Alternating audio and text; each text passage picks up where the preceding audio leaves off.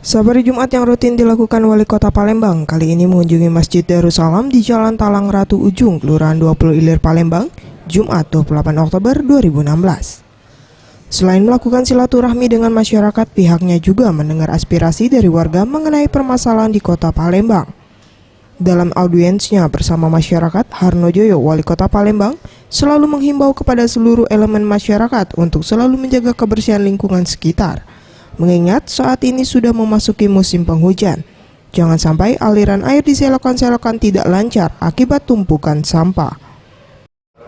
Itu sholat nilainya 20 juta, tambahi kas dan pola masjid. Alhamdulillah Pak, kalau tempat lain tidak beda sekarang mau mengatakan ini masjid telah selesai, kasnya masih ada 17 juta, luar biasa. Sebelum melakukan sholat Jumat berjamaah, Wali Kota Palembang memberikan bantuan uang sebesar 20 juta rupiah serta Al-Quran kepada pengurus Masjid Darussalam.